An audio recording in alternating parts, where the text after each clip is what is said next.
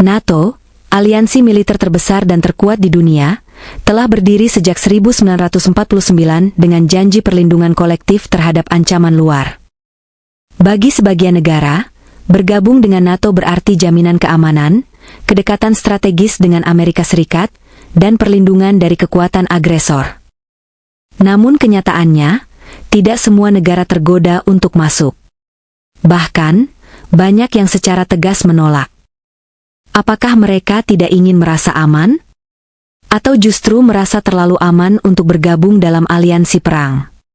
Di balik keputusan untuk tetap berada di luar NATO, tersimpan kalkulasi geopolitik yang dalam. Mulai dari keinginan mempertahankan netralitas, ketakutan memicu konflik dengan kekuatan besar seperti Rusia dan Cina, hingga penolakan terhadap dominasi militer Barat. Penolakan terhadap NATO bukan sekadar sikap politik, tapi juga cermin dari ketegangan dunia multipolar hari ini. Di saat aliansi militer tumbuh dan konflik membayangi, beberapa negara justru memilih diam berdiri di tengah dan menjaga jarak dengan alasan yang tidak bisa diremehkan. Tidak semua negara percaya bahwa bergabung dengan aliansi militer adalah cara terbaik untuk menjaga keamanan nasional. Sebaliknya, beberapa negara justru menjadikan netralitas sebagai strategi utama untuk bertahan hidup di tengah ketegangan global. Contohnya seperti Swiss, Austria, Irlandia, hingga Finlandia dan Swedia sebelum 2022, negara-negara ini secara historis memilih sikap non-blok dan netral dalam konflik besar dunia.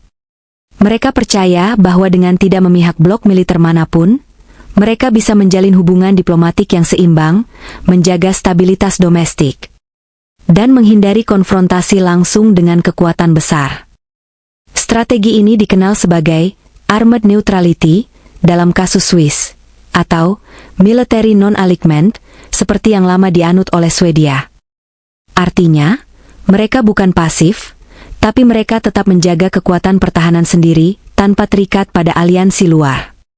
Dalam dunia multipolar, netralitas memberi ruang manuver lebih luas, baik secara diplomatik maupun ekonomi. Netralitas juga membawa keuntungan reputasi. Banyak negara netral dipercaya menjadi mediator dalam konflik internasional dan dikenal sebagai zona aman untuk negosiasi. Tapi tentu saja, netralitas juga penuh risiko, terutama jika terjadi invasi. Inilah sebabnya mengapa beberapa negara netral kini mulai mengubah sikap, namun banyak pula yang tetap percaya, netral lebih kuat daripada bersekutu. Salah satu prinsip utama NATO adalah Pasal 5 dalam Piagam Atlantik Utara, yaitu serangan terhadap satu anggota dianggap sebagai serangan terhadap semua. Ini artinya, jika satu negara NATO diserang, seluruh anggota wajib memberikan bantuan militer. Sebuah komitmen kolektif yang terdengar kokoh, namun bagi sebagian negara, itu justru beban besar. Bergabung dengan NATO bukan cuma soal keamanan, tapi juga tanggung jawab militer global. Saat NATO melakukan intervensi seperti di Afghanistan 2001, Libya 2011, atau Kosovo 1999, semua negara anggota terlibat dalam berbagai bentuk. Artinya, jika kamu masuk NATO, kamu juga harus siap mengirim pasukan, anggaran, dan dukungan politik ke medan perang yang bahkan mungkin jauh dari kepentingan nasional. Bagi banyak negara, ini dianggap terlalu mahal, secara ekonomi, politik, dan moral. Mereka tak ingin terseret dalam konflik geopolitik besar yang mungkin tidak relevan langsung dengan keamanan domestik mereka. Selain itu, keterlibatan militer luar negeri bisa memicu penolakan publik dalam negeri dan bahkan ancaman terorisme sebagai balas dendam. Contohnya, seperti beberapa negara di Asia, Afrika, dan Amerika Latin secara terang-terangan menolak aliansi militer global karena trauma masa lalu kolonialisme dan intervensi asing. Mereka memilih untuk fokus pada pertahanan domestik dan kerjasama regional yang lebih fleksibel. Dengan kata lain, masuk NATO berarti siap berperang, bukan hanya untuk diri sendiri, tapi juga untuk kepentingan politik kolektif. Dan tidak semua negara bersedia membayar harga itu. Salah satu alasan utama banyak negara enggan bergabung dengan NATO adalah risiko memprovokasi kekuatan besar seperti Rusia dan Cina. Aliansi ini bukan sekadar kelompok pertahanan, di mata rival geopolitiknya, NATO adalah instrumen ekspansi pengaruh Barat, terutama Amerika Serikat. Ambil contoh Rusia. Negara ini sudah lama menganggap perluasan NATO ke timur, terutama ke negara-negara ex-Uni Soviet, sebagai ancaman langsung terhadap keamanan nasionalnya. Itulah sebabnya Rusia bersikap keras ketika Ukraina mulai mendekat ke NATO. Begitu juga dengan Cina.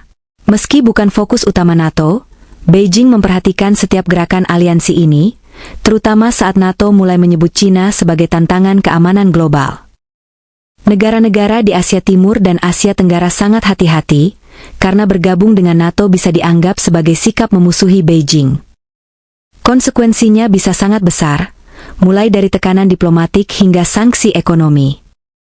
Bagi negara-negara yang lokasinya berdekatan dengan kekuatan besar tersebut, seperti Serbia, India, Indonesia, atau Kazakhstan, bergabung dengan NATO bukan hanya keputusan militer, tapi taruhan geopolitik besar.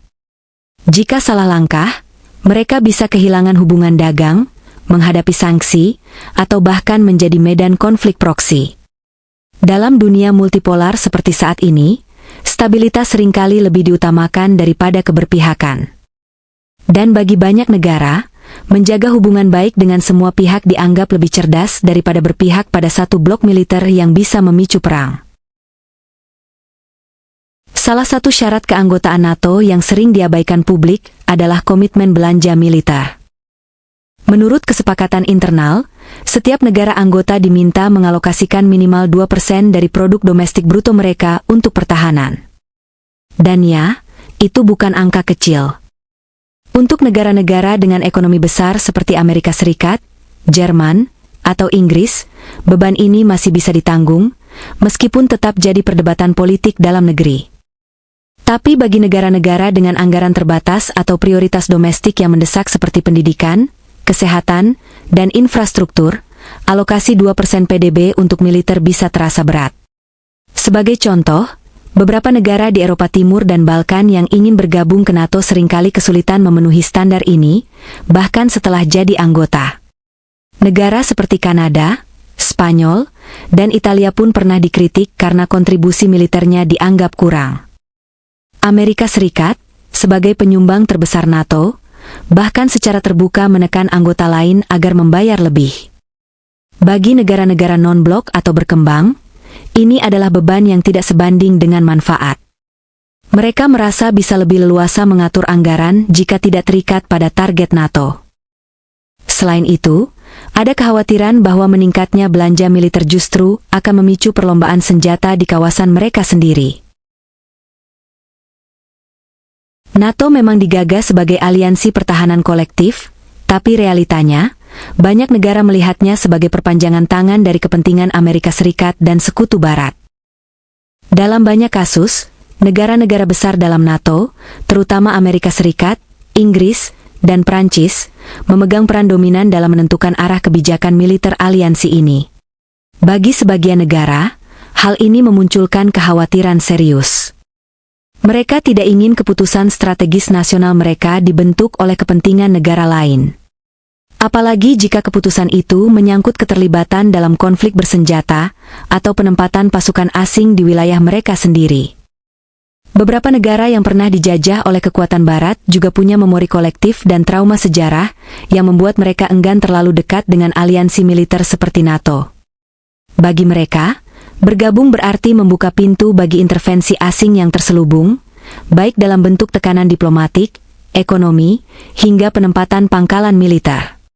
Inilah sebabnya negara-negara seperti India, Indonesia, Brasil, dan Afrika Selatan cenderung menjaga jarak. Mereka menganut prinsip politik luar negeri yang menekankan kedaulatan penuh non-blok dan tidak tunduk pada kepentingan blok besar manapun. Dalam pandangan ini, masuk NATO bisa dianggap sebagai pengorbanan terhadap independensi strategis. Bahkan beberapa negara Eropa Timur yang baru bergabung pun mulai menyuarakan kekhawatiran soal ketimpangan pengaruh di dalam NATO. Ada perasaan bahwa suara negara kecil kerap tenggelam di tengah dominasi negara-negara besar. Jadi, buat banyak negara, menolak NATO bukan berarti menolak keamanan, tapi menolak dominasi. Ini adalah bentuk perlawanan terhadap sistem global yang dianggap terlalu dikendalikan oleh segelintir kekuatan.